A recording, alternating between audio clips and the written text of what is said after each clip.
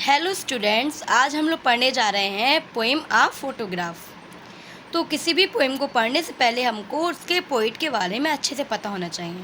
Okay, तो Shirley Toulson was an English poet, writer, journalist and local politician. She is known for her poem A Photograph, which is a tribute to her mother।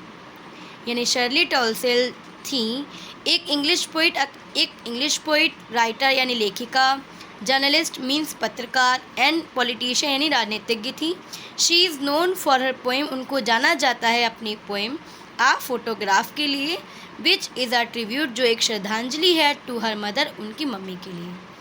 तो हमारी जो poetess हैं Shirley Toulson, ये एक English poetess भी थी, writer भी थी, जर्नलिस्ट भी थी और पॉलिटिशियन भी थी। इनको अपनी पोएम फोटोग्राफ के लिए जाना जाता है, जो कि एक श्रद्धांजलि है उनकी मम्मी के लिए।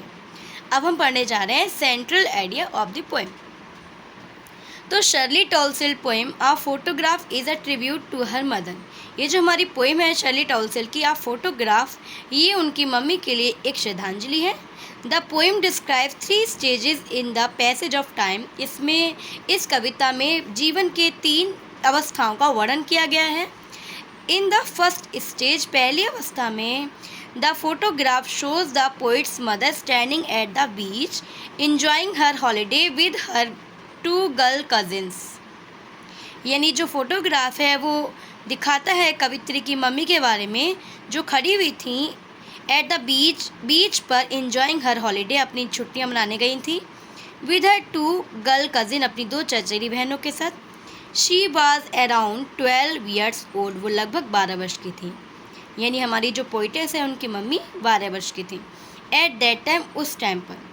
द सेकेंड स्टेज, अब जो सेकेंड स्टेज है यानी दूसरी अवस्था है, फर्स्ट स्टेज होगी चाइल्डहुड की, सेकेंड स्टेज है हमारी टेक्स अस 20 और 30 ईयर्स लेटर, कम से कम 20 से 30 साल के बाद की है, यानी यूथ की है। The mother would laugh at the way she and her cousin were dressed up for the beach holiday. अब जो मम्मी हैं उनको हंसी आ रही है एट द वे, जिस तरह से शी एंड हर कजिन, वो और उनकी चचेरी बहनें, वर ड्रेस्ड, कपड़े पहनी हुई थी, फॉर द बीच हॉलीडे, बीच की छुट्टियों पर। भाई बचपन में तो हम जो ड्रेसेस पहनते हैं, बड़े होके देखते हैं तो लगता है ना कि हम लोग कैसे ड्रेसेस पहनते थे। तो कवित्री की मम्मी को वो फोटोग्राफ को देख के हंसी आ रही है, क्योंकि अब वो अब यूथ पे हैं, यानी कि युवा अवस्था में। इन द थर्ड स्टेज, अब तीसरी अवस्था जो है, द पोइट रिमेंबर, कवित्री याद करती है, the dead mothers with a heavy heart. अब कवित्री को अपनी मृत मम्मी याद आती है बहुत गहरे या भरे दिल के साथ।